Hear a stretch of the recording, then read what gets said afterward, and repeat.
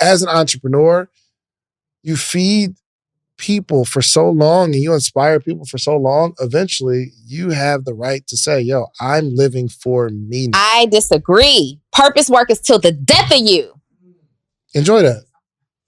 Purpose work is till the death of you. It doesn't mean that you have to, it doesn't mean that it's always going to look the same. So like Bob is, I think, 74 now. He's no longer showing up for work, attending these meetings and conference rooms. He's now doing interviews and traveling, and he's saying, hey, Black people deserve X trillion amounts of dollars for reparations, and here's why. He's still speaking and advocating, which still means that he's using his voice in purpose, right? It just looks different. Purpose work is till the death of you. For you, yes. For everyone. Yeah. Does anybody disagree with that? I think it's based on, I think it's going to be based on the person. I can see myself building something huge that helps tens of thousands of people quit their job and become full-time entrepreneurs. And then I leave. And then I'm 50 years old, 60 years old, and I'm spending time with my family and I'm mentoring them.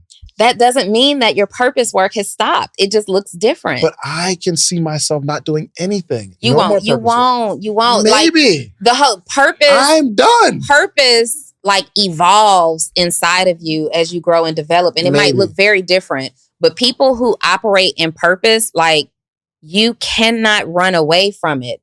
Even on a small scale, it's going to be there. Maybe. When you can easily walk away from something, that's an indication that it may not have been purpose work. But if you find yourself running back to it and you're being called and it's keeping you up at night and you can't stay away, you have to speak, your voice has to be heard in some way, then that might be you attempting to run from your purpose because you got tired or you got discouraged or there were so many challenges and objections. Or I've done enough.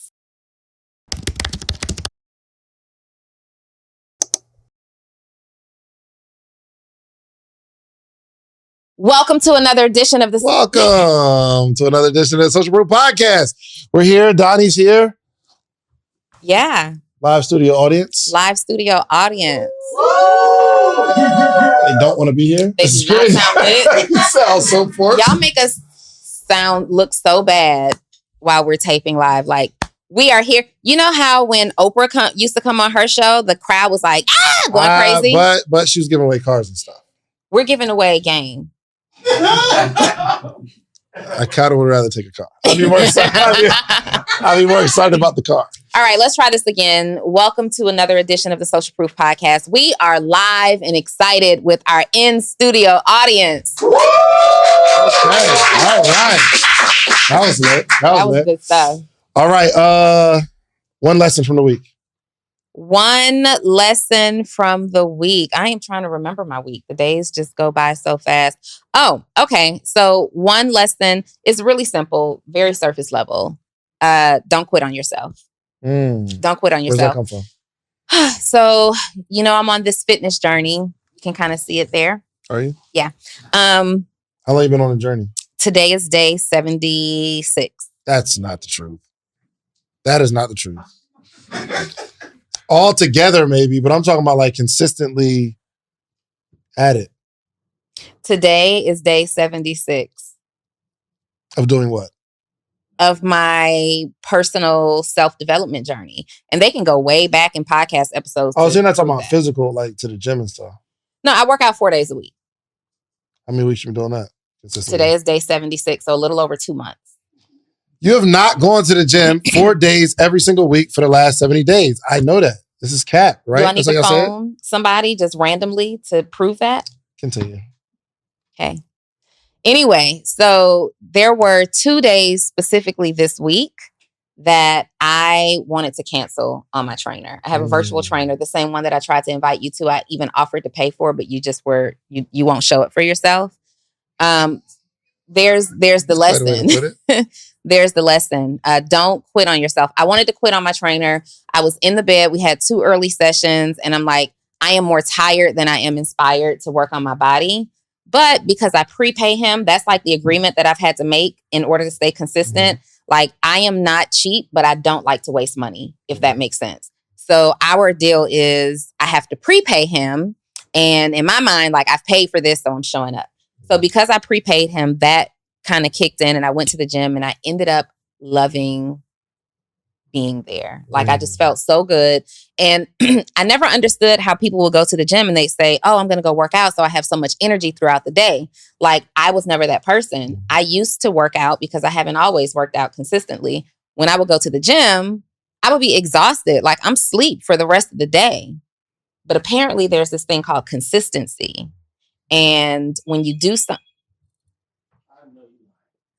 come on, keep going. When you do something consistently, your body, everything starts to transition. And so now when I go to the gym, I actually leave like tired for like 15 minutes and then I am lit. Like, I'm ready to go, power through the day and get stuff done. So me not quitting on myself those 2 days in the last week, those same 2 days were the most productive, both gym days and days that I had in business in a minute.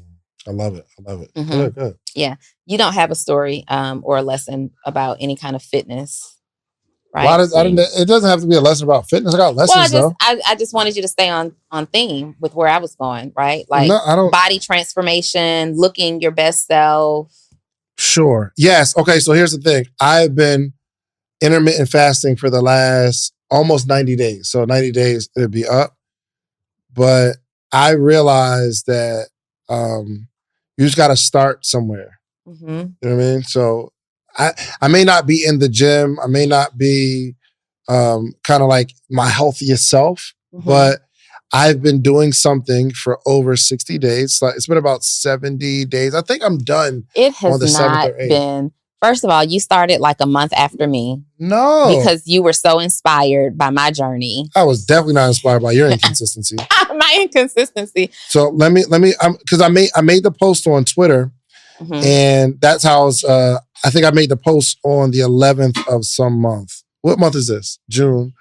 So it had to be March. I made March, April, May, June. Are you sure? So it had to be April. I know that you were fasting when we were in Tampa at our mastermind meeting. Mm-hmm. That was in May. Here we go. April 11th, I said, I'm intermittent fasting for 90 days. If you catch me eating outside of 12 to 8, I'll give you $1,000 on the spot. But this is me posting it a while after I started. So I think I might have started 4 days before this. Mm-hmm. So I'll just calculate how many days will be 90 days. And accountability is so key because the only reason that I'm still doing it right now is because I made that post. Oh, for sure. And I wasn't, when I started, I just said I'm going to do intermittent fasting. And it wasn't like a goal. I wasn't saying I'm going to do it for X amount of time. But I was on live and I was like, and I was somehow inspiring somebody. I was inspiring social media. And I just got ahead of myself. Like, yo, I'm just going to be consistent. I'm going to do it. How long y'all want me to do it? And I was hoping I was thinking, 30 days. And somebody said 90. Then somebody, 90. Yeah, 90. And I'm like, yo, all right, I'm going to do 90 days. And then I got off the live. And I was like, dang, I'm hungry. Yeah. I am starving. Golly. But I've been super consistent. Okay. I do have a confession. I have a confession. Huh? Mine was 9 weeks ago. That's what's up. Because I didn't even ask you about that. I have a confession. It was, Ramsey, what day did we do that photo shoot? Where's Ramsey at? He left? Okay. Yeah, last Friday. So I'm like, we started to shoot maybe like 10:30 or something like that. So we knock it out. It's like an hour shoot and we're done. And it was 11:50 something. In my mind, I thought, oh, well, it's 12 o'clock. We're good after the shoot. And I got some snacks and I started eating. I looked at my phone and it said like 11:57. And I said, I broke my fast. So you owe me $1,000. You didn't see it. I'm calling it. You didn't call it. I can roll the cameras back. You didn't see it. It wasn't on camera. You just told me. You didn't catch me. Catch you and you lie. Huh? I'm telling you though. But it was, it was really, really dope because I felt bad about myself. It wasn't about anybody else. I'm like, yo, I made this commitment. And it wasn't like I intentionally did it. It's like I just thought the time was more than it was. But I just happened to look down and it was 3 minutes early and I was truly upset. And so how are you going to make up for it? Like, what's your? There has to be a consequence. You guys, you broke a commitment to yourself.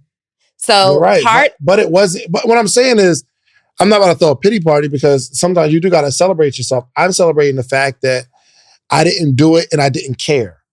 Most people, when they break their fast, it's not like they even feel any way about it. They just don't even care. Yeah. Because if there's not an outside, like we tell people like to put something on it because there needs to be some sort of outside consequences for you not doing what you said you're going to do. Yeah.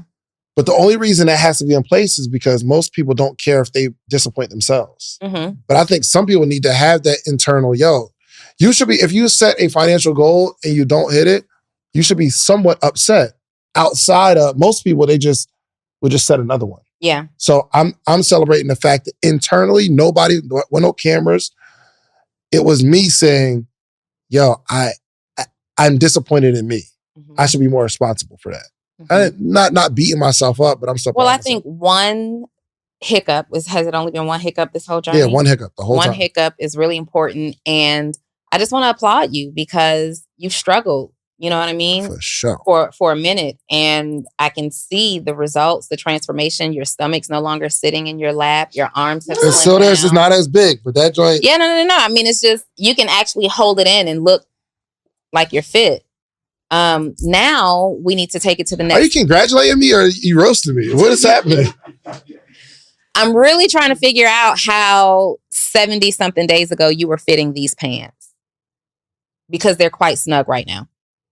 Well, no, this is how they fit. They were actually a little smaller because the kids. They're wearing bigger clothes now, so I'm gonna go bigger. I'm gonna stay trendy.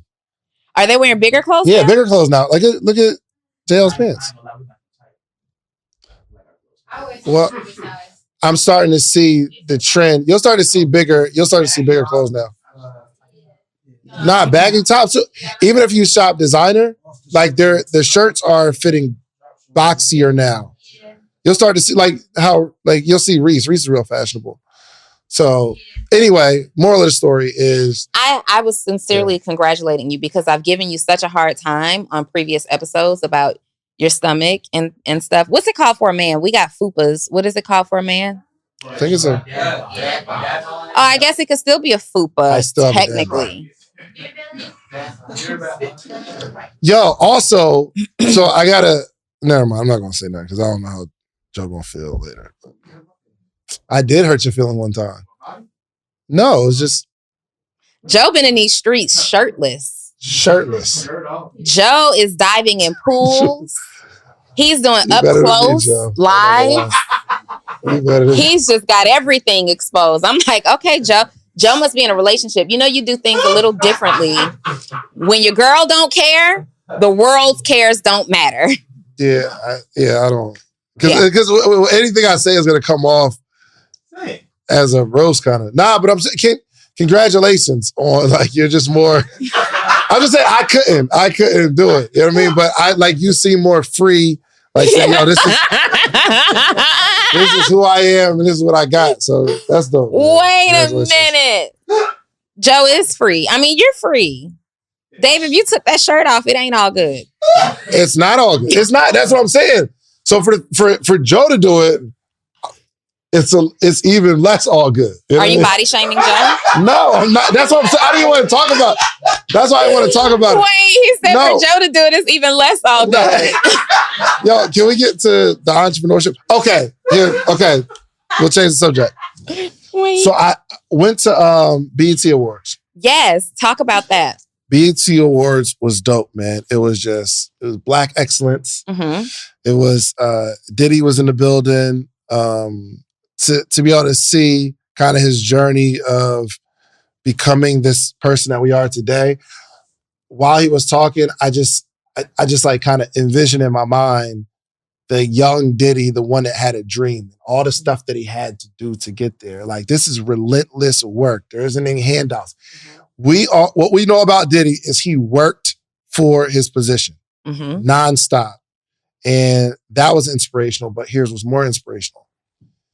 So BET is it started Black, started as a Black-owned company. But in this era of when BET launched, it was when somebody look at when BET started, like the year it started. But it was entertainers, and we're giving Black entertainers a platform, right? So they create this TV network for entertainers, musicians, actors. Anybody got, when is it? January 25th, 1980. 1980. BET Network started in 1980. So that's when hip hop starts to come about, and we start seeing these hip hoppers like, yo, we're going to give you this platform, right? So when was the first BET Awards? Look at the first BET Awards. So I'm at the BET Awards. I'm seeing all these people that are kind of like celebrating. When was it? 2001. Wow. Celebrating all of these entertainers. So we start 1980, giving people a platform. And this is like the golden era of Black entertainers. Am I right? Like, you listen to music, that's all we listen to, right? 2001 hits. And this is like, I guess even before I graduated high school, they want to celebrate these entertainers. And I'm looking around and I say, wow, we are in a space right now where BET was in 2001, meaning there's a bunch of entrepreneurs that people are interested in that deserve some sort of recognition. And I don't know if we'll be the people to do it, but the BET Awards will be what an entrepreneurial award will be at some point for Black entrepreneurs. And I'm like, yo, I feel like the person that started it, that had the idea, like, yo, we got all these entrepreneurs. I mean, all these like entertainers, they need a platform. And I was really, really thinking to myself, we can do this for entrepreneurs. Absolutely. I think it's already started. Social Proof Awards. Well, we didn't start it yet. It was a good idea. It was a good idea. But I think even on top of that, it's interesting that you say that 2001, you realize you were sitting in the room with people who were also being honored at those awards. Like, there were people who were already lit, like Diddy at that time, who probably was an honoree at that award show. And so it never stops. Like you said, Diddy had a dream. I think he's still dreaming. Yeah, for sure. There's still things that he's doing that's dreaming. Shouts out to him for donating a total, I think, of $2 million to some HBCUs. I thought that was super dope. Tax planning at its finest. Oh, for sure. That is 100% a write-off. Tax planning at its finest. So if you took anything and you were super inspired about Diddy donating this money at the awards, ask yourself, at the level that you're on right now, what can I donate? Who can I donate to? And it's a charitable cause for yourself, obviously, right?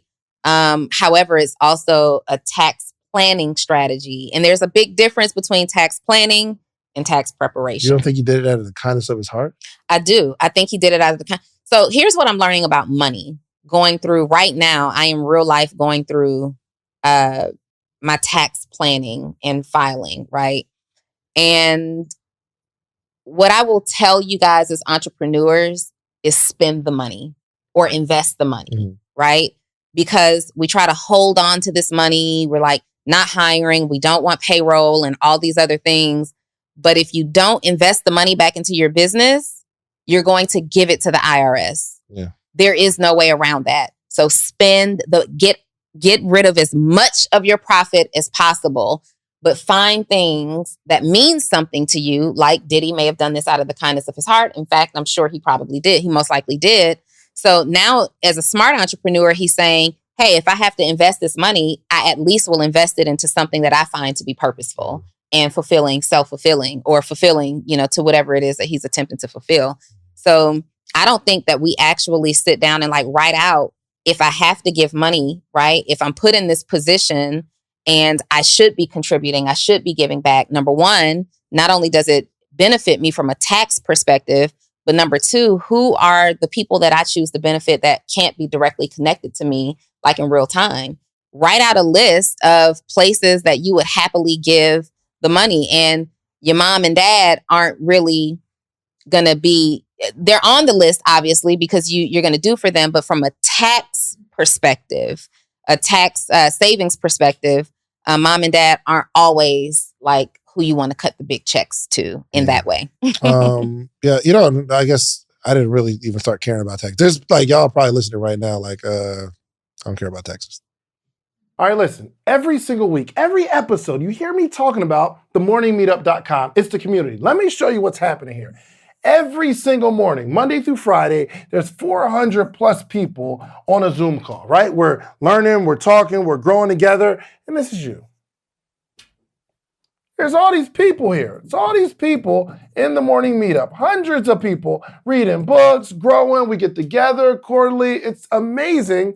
And for some reason, you just keep looking at, just go to themorningmeetup.com and get in the circle. And then you'll be like way happier. Just themorningmeetup.com. Let's get back to the episode. Keep it real. Like this doesn't apply to me. But especially if you don't got a whole, anyway, my point is, if you don't have a whole lot of, like, you're like, yo, spin it and give it away. You don't, as a beginning entrepreneur, you're on a shoestring budget. So it's not like you just need to be spending money. But anyway. Yeah, but no, you still it doesn't matter if you earn $100,000 as an entrepreneur and you didn't have any expenses. Be prepared to give a lot of that back to Uncle Sam. So if you earn $50,000 as an entrepreneur and you didn't pay any taxes, like you have to plan for your money. Obviously, the more money you make, just what happened with me, I didn't realize all of the expenses. Like as an entrepreneur, I spend or invest money, right? You killing that gum. I'm like, my God. As an entrepreneur, I invest money daily. We pay for things that we don't even realize we're paying for. And then my bookkeeper goes in and she puts she puts together my P&L statement, my profit and loss statement. And my business was showing, because I did not accurately keep up with my expenses, like a 70% profit.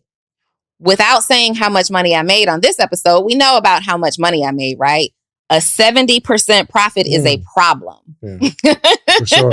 I have to care about taxes. And silly old me is just like, okay, well, I'll take this L and I'll just pay, whatever. And then my CPA, who is amazing, comes in. He's like, no, you've got these expenses as an entrepreneur, as a business owner, you qualify for things that I had no idea I qualified to write off as an expense. So now I'm really like kind of obsessive over this stuff. Like I see you take receipts a lot and upload to your QuickBooks. I'm super obsessive because we don't realize for so long, my business has just been my lifestyle. It's just who I am, a part of what I do. We go to lunch and we have meetings and all we do is talk business at lunch. That's a write-off. Sure. We do that all the time. We have expensive lunches. We actually talk business. You can give me some of those receipts, by the way. Yeah, if you pay for them, you get to keep the receipt. No, check this out. I want to finish my BET experience. Sure. And you can talk about taxes again. I don't want to talk about that anymore. Okay. It was such an inspiration. Then we seen it was some celebrity. He was like, yo, I want a BET award or whatever. And a lot of the people that was performing, I didn't even know who they were. Like I didn't even, I'm just like not in that space anymore. But there's a lane for you to create something that really moves not only just Black culture, but culture, like an industry culture. Mm-hmm. You know what I mean? There's something that you can do that a whole lot of people are interested in, that people are killing it. Like, why aren't there? And maybe there is. There's, I don't know, like art awards. I don't know, like fine There's fashion painters. awards. Is there? Mm-hmm. Who won? I don't know that there are fashion awards more than there are fashion shows. The mic. There. But okay, outside of the awards, go ahead.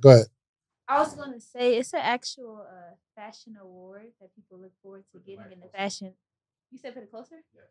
That people look forward and to. I'm sorry, go ahead. Because we could probably zoom in a little more. We don't want to. Because there's mad space over there. Go ahead. Oh, but as a fashion designer, probably it's terrible that I can't remember the name of it right now. But it is a really big thing in the fashion industry. Yeah. But think about this though. Think about this. Who created Fashion Week? Like I'm thinking of, huh?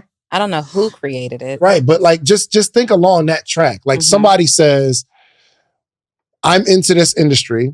There's a whole bunch of other people that are into this industry, and I'm going to put together Fashion Week. Yeah. And the world, not just the fashion industry, but at this point, the world goes crazy about Fashion Week. Like it's one of those events annually that everybody is excited to attend because at least fashionable people are really, people who are into fashion are excited to attend that event. Yo, let's talk about, what you got? The mic. Eleanor Lambert. The first New York Fashion Week was created in 1943. 1943. Yo, okay, let's talk about how to create these entrepreneurial awards. Because I am very, very serious about being someone that creates something that people look forward to every single year. And being able to honor, I don't know if Bob Johnson started BET, right? Am I right? Am I making that up? So he started BET, which he sold it. This is another thing. There's another thing. I'm going to get back to that. I'm not mad. He created something for the culture. Black entertainment television. For us, by us. Am I right? And he builds it. Huh?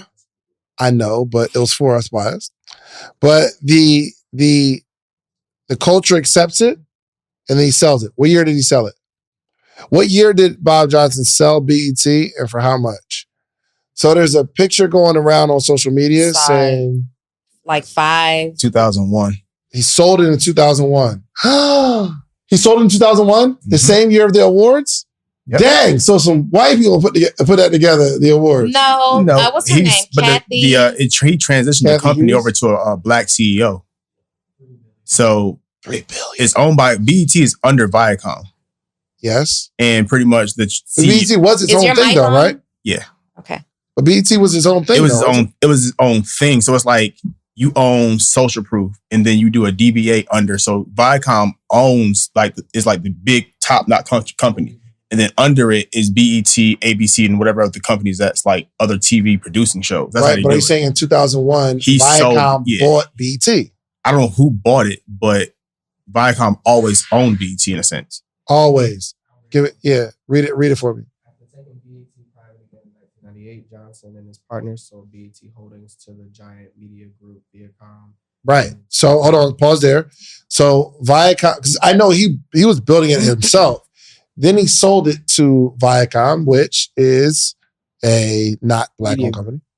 Yes. In 2001 for $3 billion, though he remained at BET as its chief executive officer until 2005, the sale made him the first African-American billionaire.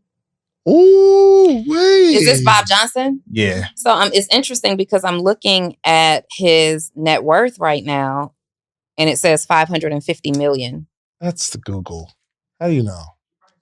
But you sell something for 500 million. You never know. I mean, 5 billion. You said 3 billion taxes, and you never know how. Oh, this is good too. That's another half. Yo, 3 billion, half of that, 1.5. He had some partners, so let's say he has half of that. That's 750 million. You get divorced, half of that is 300 million. And here we have Bob Johnson. Also, go ahead. That's the owner. That's the owner.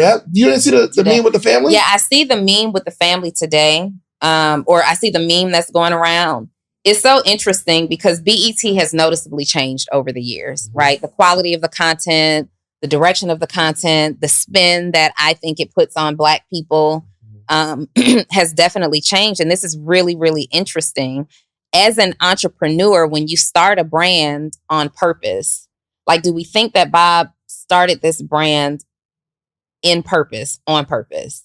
Like, I have a purpose of shedding positive light on Black people, Black family, Black entertainment. I think so. And so I'm starting this network that focuses on highlighting Black XYZ, and that is my purpose. You think so? Mm-hmm. I question then how you can sell it to this man. Well, here's the thing. And this is like me just like trying trying to like go back. There was a point in time where BET was in trouble financially. I remember. Can somebody look that up real quick? I do remember that. There was a time where BET was in trouble financially, and maybe the business is in trouble, so we sell it. Mm-hmm. Right? So it seems like if you sold it in 2001, the first BET Awards is 2001, somebody who maybe could take that on and run with it says, yo, we need to do some sort of awards. And that's how the awards got started. Mm-hmm. But are we mad at Bob Johnson for building something and being able to sell it to say, yo, I got money for my family and my generation. I started something. Yeah. He's not obligated to keep it. He's not obligated to keep it. This just brings me to a question of how committed to your purpose are you, right? If this is purpose work is usually something for a lifetime. That doesn't mean that he has to remain in 100% ownership control of the company, right? Maybe a seat at the board, or maybe negotiating a sale in a way that says, this is how it has to be run. This is the mission. This is the purpose. And this is how it has to be run. It seemed like he was the CEO for a few years, right? He like was. He was. Mm-hmm. 2-3 years, and he left, yeah. Yeah. So just imagine just building something on purpose and then saying, hey, it's not making money. I'm just willing to sell it. Forget that purpose. Like, this is supposed to be Black entertainment television owned by Black people. And I don't have an issue with the fact that he sold it. My question is specifically, how committed are you to your purpose when times get hard? I don't know if that is fair. Okay, tell me why. Because he built something and he felt like, yo, he's creating, I'm imagining, the first Black-owned network, right? And he created it, which he stamped in history. No one's ever going to not know what BET is. I mean, I can't say it like that, but like he's inspired so many people and given so many people a platform that went out to become mega stars and superstars. So his legacy is stamped in history. Mm-hmm. Does he have the right to get tired and say, yo, I'm done. I did what I could for the culture. I'm done. And because of what he built, there's so many people that built some other things that didn't sell. So I don't see myself, especially if there's like financial trouble, or I'm just done and I want to spend the first half of my life building something impactful for our people. Mm-hmm. The second half, I want to spend time with my family. I get that. But when it's purpose work, and this is assuming that for him it was purpose work, it may have just been an income opportunity, right? But this is assuming that it's purpose work. You don't just say, I've spent the first half of my life doing it. Now I want to go chill with my family, and whatever happens with all that purpose work that I did just happened. It doesn't just go away, though. It doesn't go away, but there are definitely blemishes at this point. Yeah, but that's not in your control. This is what I see. He built a company. Someone buys it to set him and his family and his generations straight. Mm-hmm. And he maybe negotiates, let me be CEO to make sure it's run properly.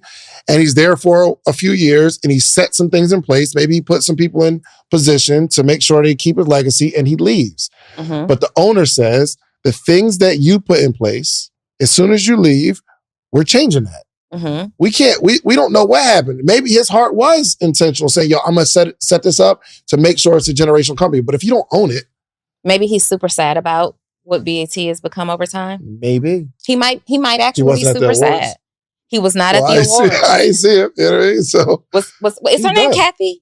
Kathy Hughes is a TV. Yeah. Okay, what were you about to say? You about to say something? You found some research for me? So his divorce settlement. Deborah Lee, that's who I keep thinking about. Was Deborah there at the awards? I don't know them people. Anybody know what Bob Johnson looks like? Yeah. Yeah. Older guy, slim, gray hair. If you wouldn't point him out of a lineup. Who doesn't know who he owned the Bobcats? I would not see him in the streets and say, "Oh, Bob Johnson, that's you." Well, and that's just because he exited and just completely like disappeared. Yeah. He has a right to do that. He does have a right to do that. He created something. Hey, listen, my commentary isn't arguing that he doesn't have a right to give up or to be done. You have a right to be done. That sounds like your argument. No, my question is specifically around when you are operating in purpose. Do y'all get what I'm asking? Like when you are operating in purpose, when you're tired, do you just transition and not be a part of how that, like typically purpose work is for a lifetime? I don't know. I don't agree.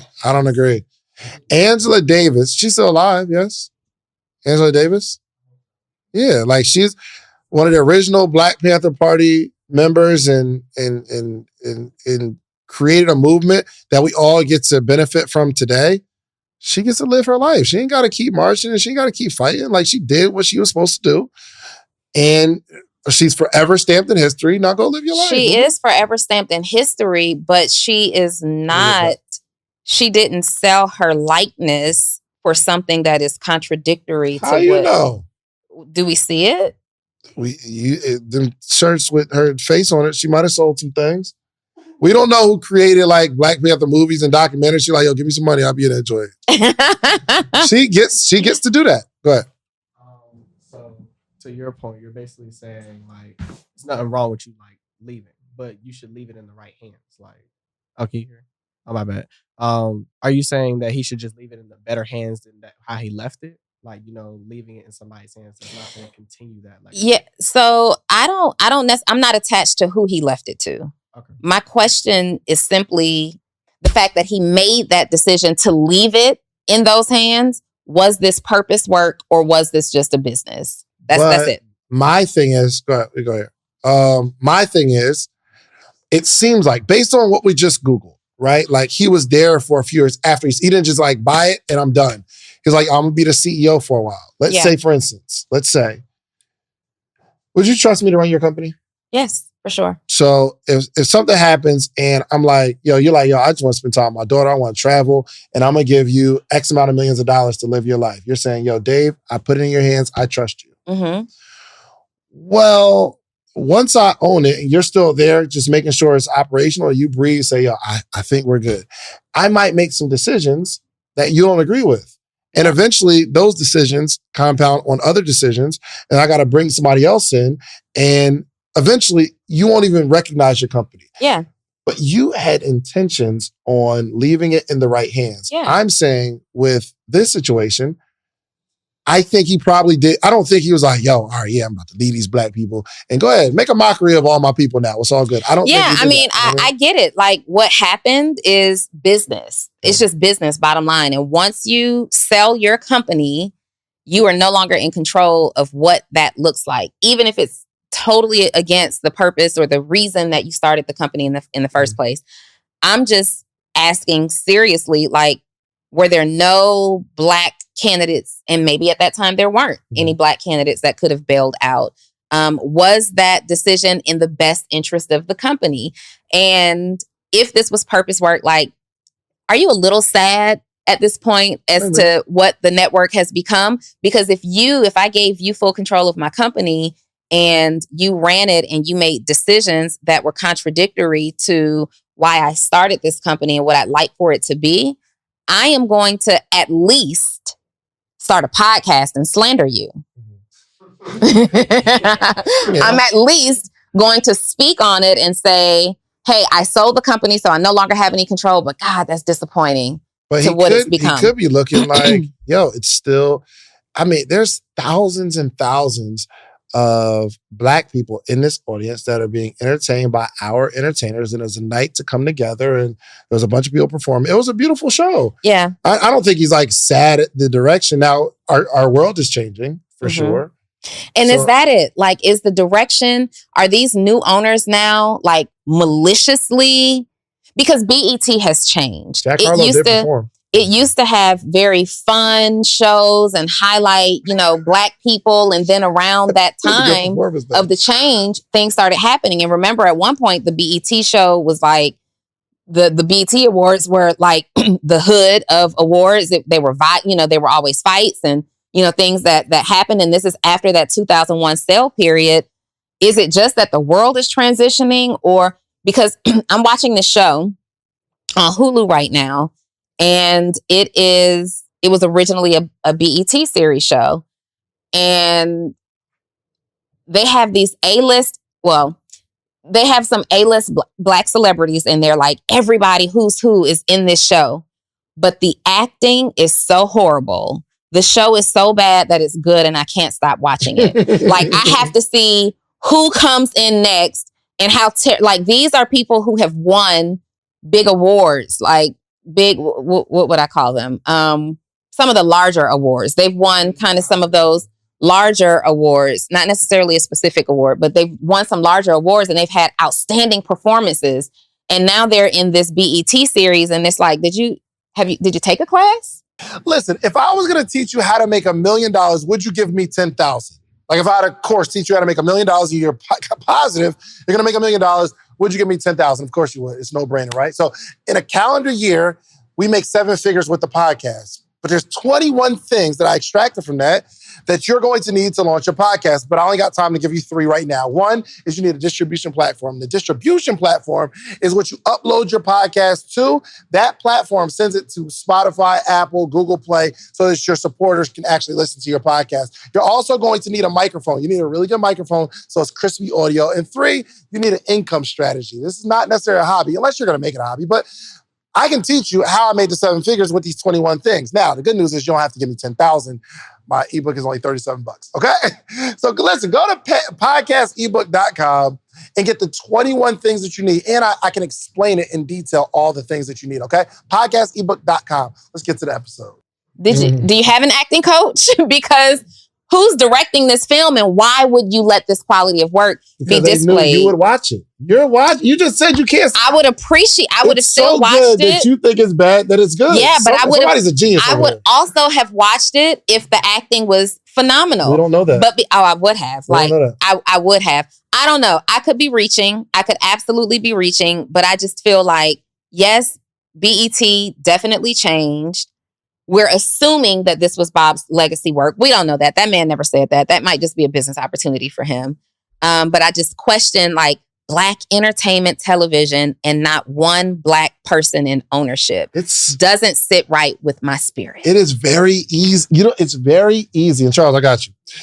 It's very easy to say that because we don't have $3 billion in our face. Oh, for sure. Listen. Like, our commentary be like, yeah, we should have did it, or we should.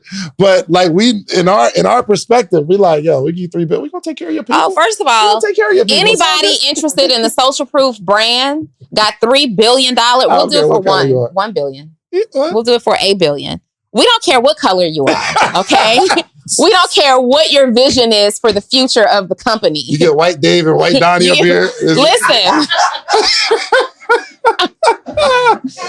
Get you any Dave, any Donni up here, and we will be in the studio audience in full support. Like, yes, we love the direction of where the company is going now. That's hilarious. Dang, are we sellouts? Purpose work. We've been purpose for these last couple of years. Would that make us sellouts? Nah, I think we're in a different place though, because we're still young enough to go. You think from 1980 to 2001, my man been hitting it for 21 years. I'm tired. I want to spend time with my family. I've been grinding. Like, he probably watched his kids grow up, but like building something like that is demanding of time. Yeah. So he's like, yo, it's time for me to, look, I've been taking care of my people for 20 years. It's time for me to take care of me. Charles. Yeah, so I was, contributing to the conversation. I was looking up. Who's winning though? I don't think it. Yeah, my God.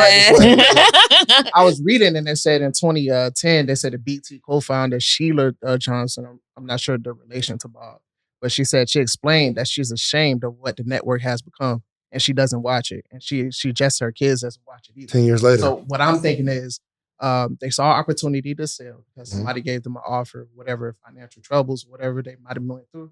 And what probably happened was they sold it to somebody with intentions for sure of making the company even better. But as time went on, they just did what they wanted to do. Now that they're not empowered. And that's probably why he even left the company, because he didn't have as much say so afterwards. So, well, that makes me feel a lot better that Sheila is ashamed. Let me look at who Sheila's his wife. Well, this is a lesson. Sheila is his wife? That's his wife, and she had a $4 million settlement from the divorce. $400 million. Sorry. She got she got the other half of the Billy. That's where the billion went. We know where the Billy went. We know exactly. We know where the Billy went. Now, I'm glad that she got her bag and she expressed a little bit of shame associated with the brand. That makes me feel good. So that lets me know that it wasn't just a profit play. And now I feel better. Carry on, Bob. I think it was a profit play. But at the same time, it's just there's a lesson. You can't control what you can't control what you don't own. So even some of you might be willing to reach out to an investor and they give you some money and your objective is, I want to do this and that and I just need some money and you take some ownership. They kicked Steve Jobs out of his own company. Yeah. That wasn't his objective to get kicked out of his own company. They kicked him out. It was his idea, his vision.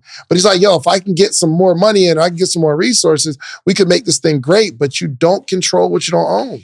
Be careful transitioning your business into like a corporation with shareholders. Gang up on you. It sounds good. But you can be kicked out of your own company. That's a fact. When your shareholders decide that it needs to happen. Yep. What's up? I just want to add that sometimes I think your purpose work can be dang, we ain't got her. I had to zoom in. Turn that for me. Oh. You're on the camera crew right now. Okay, go ahead. Yeah, I was saying sometimes I think you can detour from your purpose work if you start to lose too much. For instance, I was raised in the church. I'm Black, I'm trans, proud to be both. And my mom was like a Christian and a minister and all that. And she lost me for a season, committing. You're trans? To the church. I am. Oh, wow. Right now. I'm sorry. No, only on the weekends. No, okay. Every day. And so she Forgive tells people him. now. He doesn't know. No, it's okay. And she tells people now that, I had to get my child back. So I had to choose reality of my religion. And it has been like one of the most best things that she's done because when you make a decision like that, you kind of you don't call and ask for permission. You call and give notice. And it's like if you're going to lose something for your purpose work, be okay with losing, what that is. So maybe he started to lose too much and that's why he, gave it away or sold it. And he probably didn't know the direction that it would go. Let me see if I can Google why he sold the company. I don't think we need to Google it. He's done. Somebody offered me a bag and I'm done. I'm out of here. And the bag is gonna bag. Yeah. I don't know if I sold the company because in an interview I might say I sold the company because I figured they would help us take it to another level. But in reality, it was $3 billion.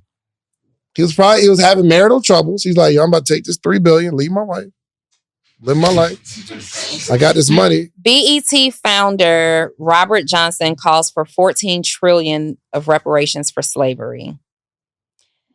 A man who does this doesn't just sell his company for a bag. He made history as America's first Black billionaire as a result of selling BET. And he's a What's this? He's an activist. He's on one of them. Yeah, he is. He's an activist. He talks about wealth transfer in the Black community. I just don't believe that he sold his company and he's happy with what it's become today. Probably not. I don't think. Probably not. I said he's a But I think he had good intentions. But again, you can't control something you don't own. Yeah, and he's still in essence, he's still doing purpose work. Mm-hmm. He's still advocating for Black people. He's still advocating for our exposure and wealth, decreasing the wealth gap in the Black community, which I think had a lot to do with why he started BET. There's not enough Black people who are actually making real money in the entertainment industry, and we need to bring exposure. The same thing that I believe Tyler Perry has done. People can clown him and say all kinds of things about his production and his costume design and, the little mic that be right here. The mics that be right here. However, these are people who are taking those two men, and there's more, have done so much for Black culture in exposing Black talent today. Yep. If Tyler Perry sold his company and there was not one Black person in ownership, I would be really disappointed. Well, here's my thing. I wouldn't be disappointed because I'm just seeing, as an entrepreneur, you feed people for so long and you inspire people for so long, eventually you have the right to say, yo, I'm living for me now. I disagree. Purpose work is till the death of you. Enjoy that. Purpose work is till the death of you. It doesn't mean that you have to, it doesn't mean that it's always going to look the same. So like Bob is, I think, 74 now. He's no longer showing up for work, attending these meetings and conference rooms. He's now doing interviews and traveling, and he's saying, hey, Black people deserve X trillion amounts of dollars for reparations, and here's why. He's still speaking and advocating, which still means that he's using his voice in purpose, right? It just looks different. Purpose work is till the death of you. For you, yes. For everyone. Yeah. Does anybody disagree with that? I think it's based on, I think it's going to be based on the person. I can see myself building something huge that helps tens of thousands of people quit their job and become full-time entrepreneurs. And then I leave. And then I'm 50 years old, 60 years old, and I'm spending time with my family and I'm mentoring them. That doesn't mean that your purpose work has stopped. It just looks different. But I can see myself not doing anything. You won't. Maybe. Like, the whole purpose. I'm done. Purpose like evolves inside of you as you grow and develop. And it might look very different. But people who operate in purpose, like, you cannot run away from it. Even on a small scale, it's going to be there. Maybe. When you can easily walk away from something, that's an indication that it may not have been purpose work. But if you find yourself running back to it and you're being called and it's keeping you up at night and you can't stay away, you have to speak, your voice has to be heard in some way, then that might be you attempting to run from your purpose because you got tired or you got discouraged or there were so many challenges and objections. Or I've done enough. Or you've done a lifestyle. I'm done. What? Now, for me, I'm just me saying this. Based on the way I'm set up right now, I don't see myself not doing anything. But I would be 100% totally okay if I just want to be at home with my kids and my grandkids and my grandkids and traveling with I'm not inspiring nobody. I'm not doing no webinars, no workshops, not encouraging people to be entrepreneurs because I did it for the last 20 years and so much has come out and I've affected the world in so many different ways. Like, let's say we put on the Social Proof Awards. Yeah. And we do it for the next 15, 20 years. Yeah. And then the white man that bought BET was like, yo, he ain't gonna be alive. What's good? It was good. Yo, they say, yo, we want to buy that joint, $10 billion. Yeah. I'm done. We're selling for sure. I'm done. That doesn't mean that we've sold our purpose. But we've sold the vehicle that we're using at that time. Yes. Or why can't purpose be a certain amount of time? You do something for a certain amount of time. There are activists that activisted for a certain amount of time. Something, if Rosa Parks after she wouldn't get up and we have the movement of like equal rights and stuff like that, and she wants to chill, she doesn't have to speak out and do anything. We can ride the bus now because of her. I agree. I mean, I totally agree. I haven't seen anything to indicate that purpose work dies. I believe that it stays with you and it even exists beyond you. I think that if we sold Social Proof and I sold all my companies, I think maybe for a couple of years, I'd be like, man, this feels good to just do nothing and be with family. But there would be a little bit of something in me that is unfulfilled. Oh, 100%. But you might go into missions work. You might go into homeless, like the homeless. As long as it's centered around purpose work, we're saying the same thing. So you're saying the purpose can change? No, I don't necessarily know that the purpose can change. The vehicle that you use to live out your purpose and work in purpose can change. Okay. Who's got that? So in the Jewish community, Everybody go like this. in the Jewish community, they don't have a word for retirement because they know their lives are not their own. So you don't control your heart. So if your heart keeps beating, you must be doing your purpose. I feel that. So we can't put a tag on what that purpose is. Our purpose could change. And we might I might lean straight into, okay, I'm not doing entrepreneurship anymore, but I just want to be the best father that I can be. And now I'm talking to fathers. So it can change. Well, so your purpose isn't entrepreneurship though.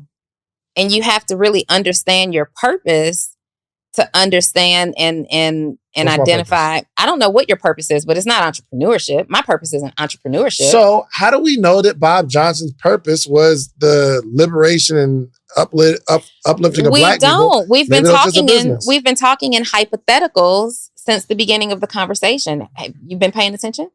A little bit.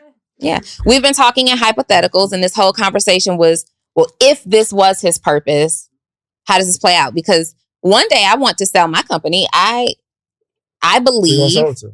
Who won't you sell it to? Somebody with a small offer.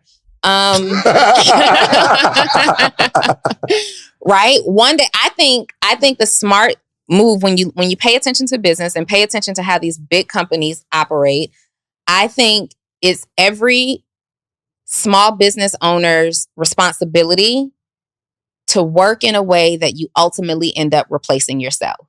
Okay? This is how your dream stays alive and lives beyond you. You want to figure out a way to get out of the way as quickly as possible. So yes, one day I hope to sell my company, but that doesn't mean that my purpose work stops. I will just do it and use a different vehicle. And it might not be to ever start another company. I might just travel the world and impact people, in small towns and villages. I might become a world-renowned speaker. I might write more books.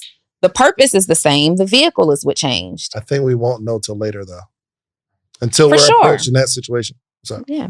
All I wanted to say was, I feel like sometimes you can feel like your purpose is fulfilled. You never really. We can't turn the mic up from there, from where you're at? Just speak louder. All right, Just turn it up so it captures more. All right. Speak louder, everyone using the mic. Okay. Is there a cloud lifter on there? That's interesting. All right, yeah. I feel like at some point you might feel like your purpose is fulfilled. Like if you are working in your purpose and your purpose is trying to impact others, and you've impacted so many people and you taught other people to impact. So now your purpose is working for you. You don't have to continuously do it. And just like we can think about MLK, he built an entire community of people that have the same goal and the same purpose as him. And so does he physically have to be there for his purpose to still live on? No. And but his purpose was being realized until the death of him, as was Malcolm X. Look at Farrakhan. Look at all these leaders who are still working, and you're wondering, look at Jesse Jackson and Al Sharpton and all these people. You're like, y'all are old. You should sit down and rest. But they can't, because purpose is attached to a burning desire. It is till the death of you, period. Maybe. Maybe. Go ahead. One thing that I was really thinking about was, oh, my fault. One thing I was really thinking about is, I think a lot of times it's looked at as like being a sellout, but like you can do more with more money for like your people. So like if I was offered a B, man, if I'm making 100 million, I'm offered a B. It's like I can do a lot more with a B for my people. So, I think it's just all in the intentions of the person, selling for more money, because he can go and make another BET if he's already made one, right? No, I believe that's true. I think that's like a big thing. Like if you're a creative human being and you have good intent for your people, I mean, it's 10 more BETs you can make. So I love that point, and that's almost the best comment of this entire show. So even all the comments I said? Yes, for sure. Yeah, some really good points. Just for clarity, for people who are not Generation Z, a B is a billion. You know what I mean? We got to make sure we're speaking to our entire audience. But sometimes You can be operating in purpose and your purpose is way bigger than the vehicle that you're using right now. So an opportunity may present itself where some people can look at it and say, oh, wow, they sold out. But really, we're positioning ourselves to reach more people and to operate in purpose in a much bigger way. That's also very true. Because if he had not sold the company and earned his B, would we respect him the same? 100%. He became the first Black American billionaire. Would we respect him the same? Or Oh yeah, so I just did like a quick search. It's some dope TV shows and stuff coming up on this network called All Black, and he's actually the one that started that. Who started it? Bob Johnson. Let's go, Bob. Give a round of applause. Let's go, Bob. Purpose lives with you until you die. Let's go. And it started this year. For some people. Last You know year. what I mean? So I think he might have sold it. I've been trying to research why he sold it and I can't find it, but I know BET went public some years ago. Yeah. So that possibly could have something to do with He like some has an financial interview. troubles. Yeah. I'll send you the YouTube link. We yeah, can't listen I was to trying it to now. listen to it and I Yeah. couldn't really get why he sold it. It was like very vague. Yeah. It was we know. Why? Thank It was $3 billion. Thank you for bringing that point home. He sold. He made a lot of money. He became a global impact in a big way. Whereas maybe when he owned BET, he was only profound to Black people. But now I've sold this company and I'm a billionaire and we're playing with the big boys and girls, ladies and gentlemen. And now because of that, because of this status, I can do more work in a bigger way. And when the time is right, I will continue to work in purpose. And now he's created another network that has some pretty dope shows on it, according to what you're saying, because I haven't seen it. And he's able to continue to build. It's just, for me, there's a difference between purpose and work. There's a difference between purpose work and job work or career work. And I just don't believe that not everybody is fortunate enough to tap into their purpose, which is why you just give up and stop, because you're not connected to operating you can't run from your purpose. It calls you. You have no control over how you handle this purpose. It's just with you forever. And you have a responsibility to show up for it when you're called to it. And only a small percentage of people will operate in purpose, just like a small percentage of people operate in integrity. But when you are called, wow, it's until the death of you. Wow. My Cash App is Donni Wiggins. You can Cash App me at Donni Wiggins. The plate has gone around. So can we discuss how we're going to build out this entrepreneurial awards? Yes. How do we do it? We rob and duplicate previous models. So somebody call Bob. Yo, listen, if you are connected with Bob Johnson, but he didn't do it. I don't think he did. No, he was still CEO. He'll be able to give us game. Yeah, for sure. I mean, the same way we model, the Pack podcast. Louder. After y'all. The same way we modeled the Pack podcast after y'all. Oh, God. Can you hear him, Joe? Yeah, he's good. Am I good? Oh, okay. I don't know why. Yeah, if you could just speak louder. And hey, when I'm mouthing things behind the scenes, you guys, that's because we don't have to bring attention to it. I do it all the time. You know what I mean? When you be like, oh, wow, you can't hear me? Well, I might as well have just interrupted you. But the same way that we built the Pack podcast after modeling after you guys, we just watched great people do it. So, I mean, if y'all want to create that, just hit up Bob Johnson and then FaceTime and be like, hey, how'd you build it? And then just give you the answer. So are you suggesting that Dave and I are great people? I mean, it's a great podcast. That's enough. What you did was great. You guys, subpar. I'm playing. Y'all are amazing people. Y'all amazing. We never edit anything out, but let's get rid of that. Y'all are great though. Like y'all. All right, so steps to it. So obviously pick a date and we pick a date and we start inviting first of all, we pick a date, but we have to establish criteria that make someone award worthy. What's the criteria? What are we checking for? What are we looking for? What are we choosing to honor? Let's establish that criteria. They got to be. You can't pay to be honored. There's no affiliate to be honored. What is the actual criteria that we are basing this honor on. And we have to really make it cool enough for people to want to show up. Yes, for sure. You know what I mean? For sure. I don't think that will be a problem whatsoever. I think that part is easy. I think a community, we've both created communities, and this is a movement in itself where there's so much love and support. They just came to Black Equity Con and paid a good amount of money and made a significant investment to be there, and there were no awards. So I think now those same people who get to see their favorite entrepreneurs be awarded will be excited to be there. And we roll it out. It's red carpet, or maybe it's green carpet. We got the money carpet. You know what I mean?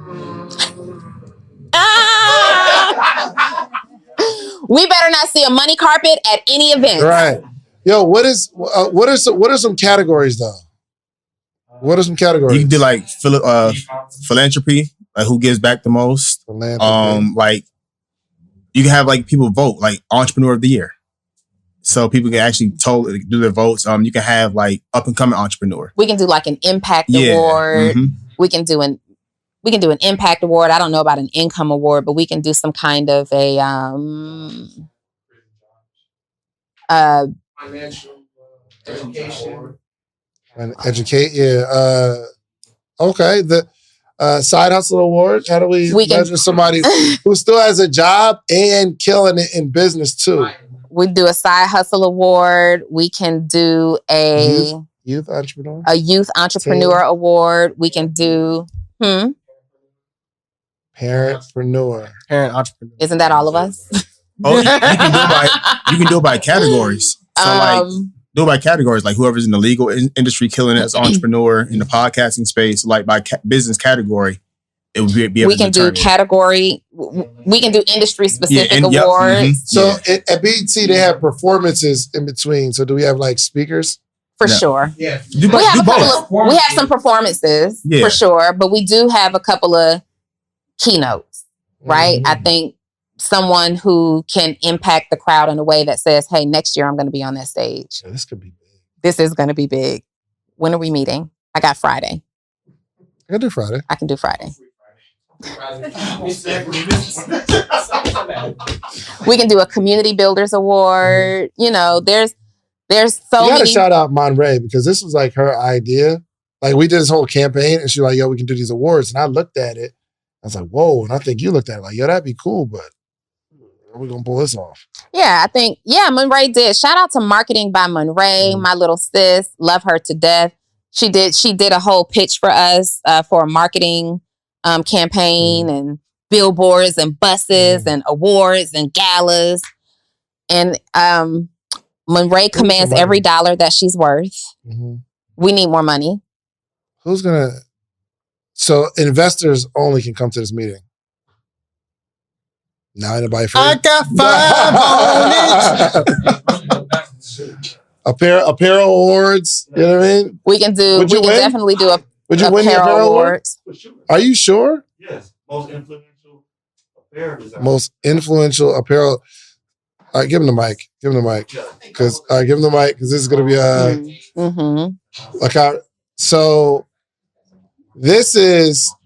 so to be an award, to get an award, right?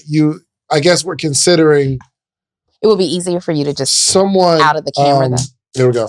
Somebody who was really, really like mashing it, right? So, I guess you'd have to sit over there. Okay.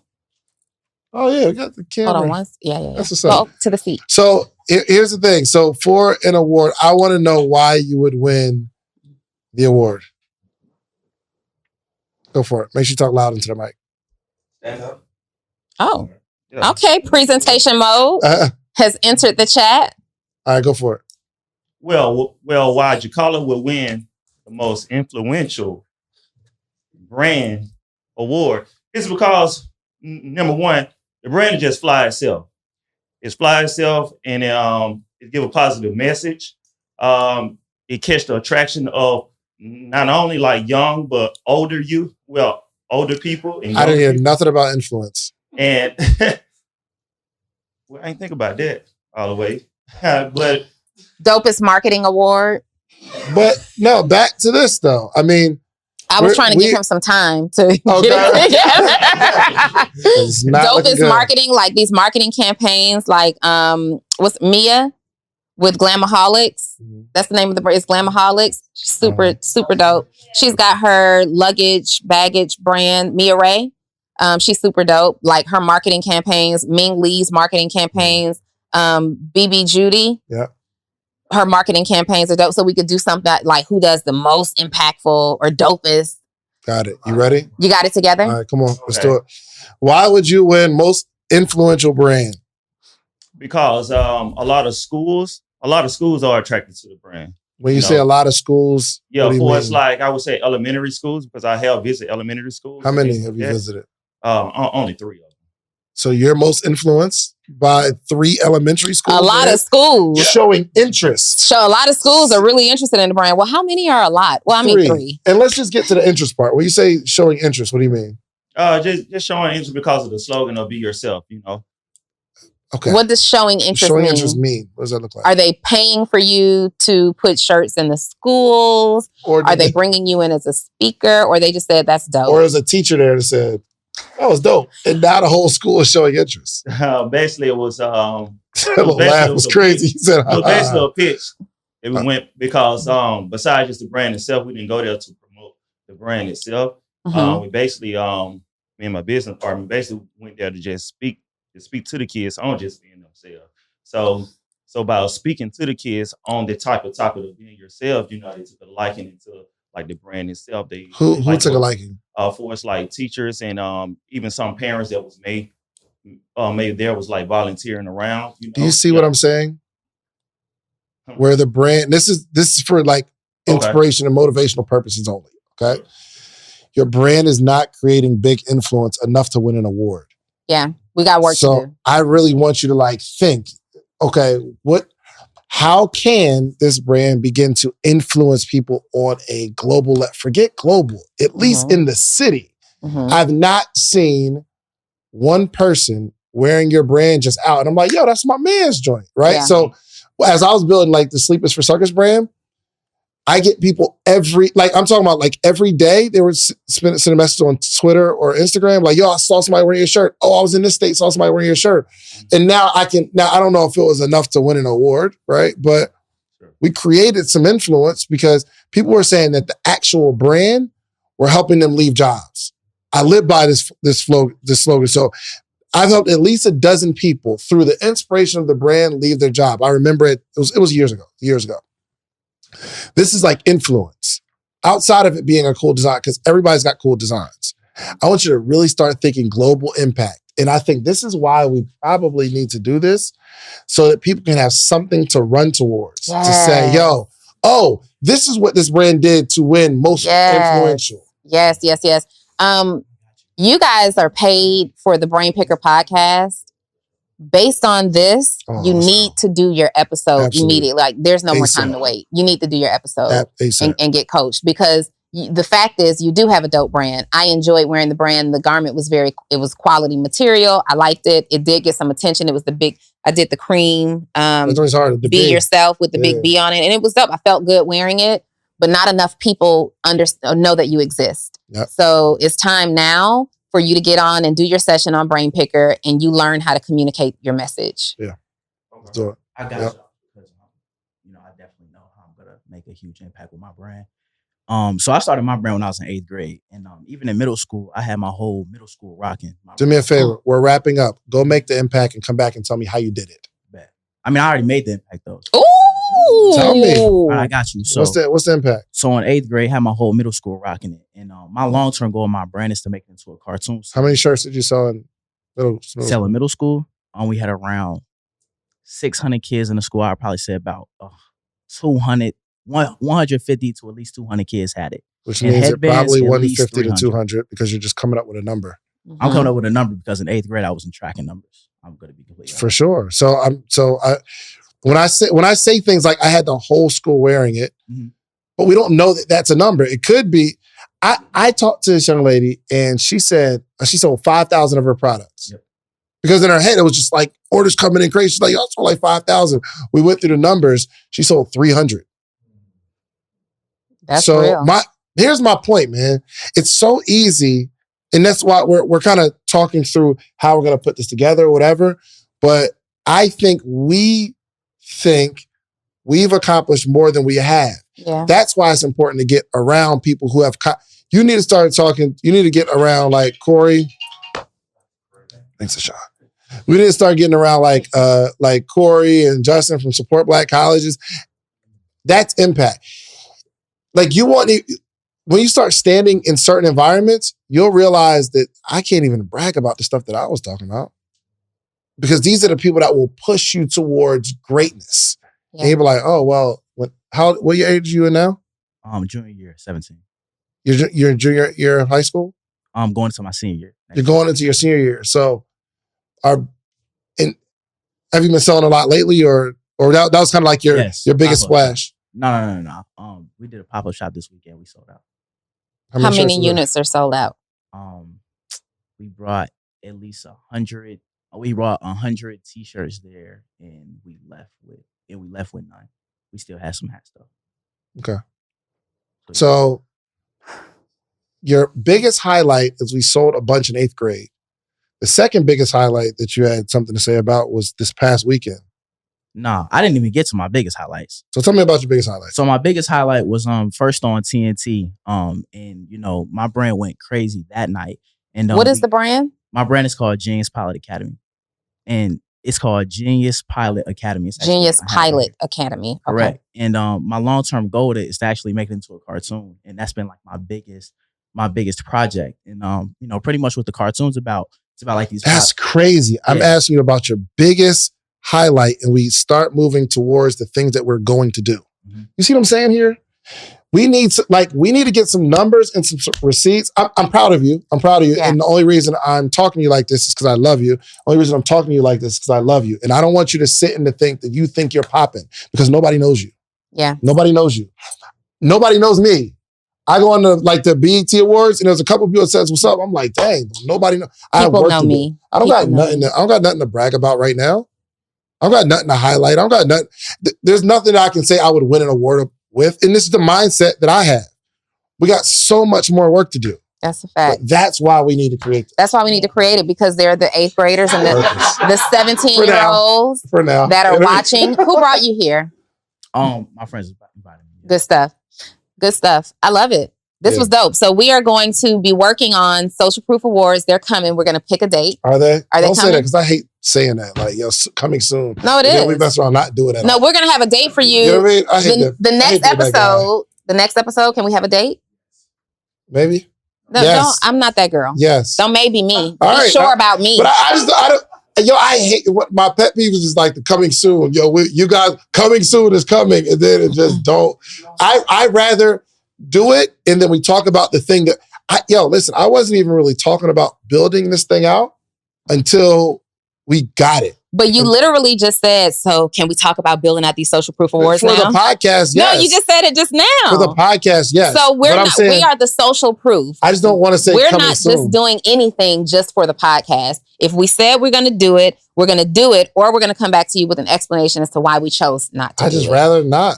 No, we're going to do it. Here's the thing. The reason I was saying let's talk about how we can build it is not necessarily the major purpose would be somebody watch this episode, and if we don't, somebody else does it, they take it. Like this whole podcast is for inspiration, right? I'm not saying we'll have a date because we got so many things going on. And Donni, we talk about stuff all the time. There's mad stuff that we supposed to be doing. Yeah, and then you go 2 days without returning my text messages. My bad. Okay. So there's that. David and I, our entrepreneur, our business partner flaw, I'll say, is meeting and having one of the downsides to having two visionaries is that we both always come up with these ideas. Amazing. And we come up with fantastic ideas. Like we could be 8-9 figure entrepreneurs by now if we actually executed on some of these ideas. But because we're both visionaries and we have our partnership, but then we have our own things going on too, we never really come full circle on an idea. And my challenge to us, we're about to go on a 30-day business partner challenge. Are we? Tell me more. Yes. We're about to go on a 30-day business partner challenge. Just like I was just on a 90-day self-development challenge, we're going on a 30-day business partner development challenge. We're going to get all of our paperwork together. We are... Which idea? Okay, so we'll figure that out. I don't want to put that. We're going to get all of our paperwork and agreements together. We are going to pick one idea and start. We're actually going to lay out the framework for it, and we're going to get it in motion. And that one idea is going to launch before the end of the year. So we doing the awards or the OnlyFans or the thing with the schools? Or the thing with the book. Or the thing with the book. Or the thing with the tour. Or the mixtape. Or the mixtape. We got bad things. So that's why I'm just hesitant to say. So what we're going to do is we're going to outline all of these ideas. We're going to put them on our brain dump board. And then we are going to pick, we might be able to do more than one, but we're going to, in this 30 days, we're focused on building out the framework for one idea so that we can get it to the point where we hand it off and it starts to get executed. That's what we're doing. Good. That's what we're doing. I think so. Committed? Last one. We need coaches. So we need coaches. For sure. You know how Bob Johnson, he built out the BET Awards for like, not BET Awards, but BET in general for like 20 years before they actually had an award show. Before they actually had an award show. So the Social Proof brand, like how old is it? 2018. Okay, so do you feel like, I feel like with BET, they built an audience of like millions and millions of people. So that helped like build hype around an award show. So do y'all feel like y'all are ready for that? Like, I feel like y'all are connected to a lot of people. And so maybe combined, y'all have like access to millions and millions of people. But since it's the Social Proof Award show, do you feel like y'all, I guess. Here's the thing. Basically, she's saying we're not lit enough. No, I'm not. Yeah. No, I think it'll be a lot more, it may be more challenging because back then, there wasn't award shows everywhere. Like there's an award show for everything now. They got anime and like they got this for everything. They didn't have no competition. Makes sense. So which I don't want to say harder or easier, but I think there's definitely a market for it. But we also we can't compare ourselves to that. We built it for 20 years before the first award show. 21 years. Now I think we'll be able to rival it, no problem. For sure. But I mean, it's just some things to think through. You know what I mean? So her question was, do you think y'all had enough influence to do it? I do. I think everybody has a start. And I think what it will symbolize to our community to just start right where we are will be more impactful than the award show itself. Like Dave, think about it though. Like the Social Proof all white joint we did. Everybody wants to be at that. Like your DMs were flooded the weekend afterwards. They like, yo, how can I get in? They're still talking about it. So I feel like, imagine that 2-3 times over. That could, maybe we already combine them. Yeah. So we do the awards and we have the all white affair, like something super VIP and dope. And we make a weekend of it. I like that. Yeah. So we got to start planning I'm planning. Looking at, Okay. All right. Let's do it. There we have it. Okay. All right. So let's wrap this thing up, man. Oh, this episode is brought to you by Six Figure EDU. Did you guys know that I develop entrepreneurs through coaching and consulting? Really? Yes. How so? So what happens is there are entrepreneurs who have gone out and they've done something very well. You may not even be an entrepreneur yet, but you know a thing or two about a thing or two. And you want to figure out how to package this up into a coaching business or a consulting firm or a course. I teach you from the very beginning. I develop you. I help you get clarity in your idea. I help you learn how to execute your sales team, how to market, how to really develop yourself and establish a 6-figure business. Did you know that I have like dozens of success stories? Dozens? Dozens. And that's dozens of success stories that I can reach out to and get them on the phone right now. There are so many other people that don't even report their success. And when I'm talking about success stories, I'm talking about 6 figures. But even more than that, I have other dozens of people who have just been able to leave their jobs, work full-time as an entrepreneur digitally. 6figureedu.com. What was the website? 6figureedu.com. Let me go get my pen. SIX. Figureedu.com. And as a bonus, if you're an entrepreneur and you're trying to figure out where you fit into the entrepreneurial space, how can I work with Donni Wiggins? She's really smart. She understands business. I just want to work with her, grow my business. How would I work with her? 6figureedu.com/Donni links. But because I love my community so much, you can also text me 404-737-2767. What would you say to me in text? Donni, what do I say? Just say, hey girl, 404-737-2767. That commercial was mad long. Golly. This episode is sponsored by themorningmeetup.com. Go to themorningmeetup.com. Be a part of this amazing, amazing community that gathers every single day to learn entrepreneurship, okay? And text me. Send me a text. You can text me too. You got my number? You got my number? Take my number. Take my number. It's 404. Send me a text real quick. 404. She's not even, her phone isn't even unlocked. Yes, it is. See, you're texting me, right? 404-737-4935. Send me a text message, 404-737-4935. And I'll let you know when like podcast episodes are coming out, when I'm doing specials, when I'm doing meetups and gatherings and stuff like that. I'll just text you, 404-737-4935. All right. Nobody in here text hey girl to me. I'm just trying to figure out what's good. Donni, run your own race. Anyway, you can also get coached by me and David. Tag team us, you guys, on the coaching. Brain Picker Podcast. I don't think you guys know that we have the Brain Picker Podcast where you can have two dynamic entrepreneurs, award-worthy entrepreneurs. Absolutely. Yes. Coach you on your business idea. But we want to get some. Yeah, I'll get some. Yeah, for sure. Yeah. Anyway, Brain Picker Podcast. You want to be coached by us? You need business development. You need strategy. You need to understand how to communicate your message, resonate with your audience, and make money now. BrainPickerPodcast.com. BrainPickerPodcast.com. All right. Cool. Listen, man, like, subscribe, follow, tell a friend that you love the Social Proof Podcast. We are out of here. We're out of here. I want to invite you to pick my brain.